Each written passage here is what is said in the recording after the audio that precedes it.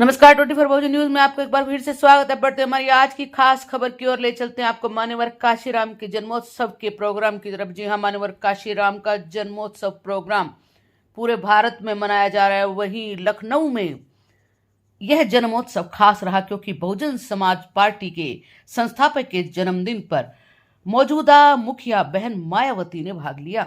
जी हाँ, बहन मायावती ने अपने श्रद्धा सुमन अर्पित करते हुए मान्यवर काशीराम को याद किया और कहा कि समाज के वंचितों शोषितों व बहुजनों को अपने तिरस्कार से बचने के लिए सत्ता में अपने साझेदारी बनानी अत्यंत आवश्यक है।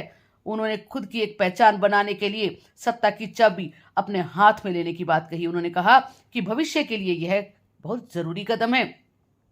साथ ही जन्मदिन के मौके पर उन्होंने बाबा साहब भीमराव अम्बेडकर को याद किया और कहा कि बाबा साहब ने दलितों, वंचितों और बहुजनों के कारवां को आगे बढ़ाने का काम किया, लेकिन आज भी उनके समाज के अनुयायियों की उपेक्षा की जाती है, उनका तिरस्कार किया जा रहा है, उनके खिलाफ षड्यंत्र का दौर जारी है। अगर हमें उनका सटीक जवाब देना है तो हमें सत्ता की चाबी अपने पास ही रखनी होगी।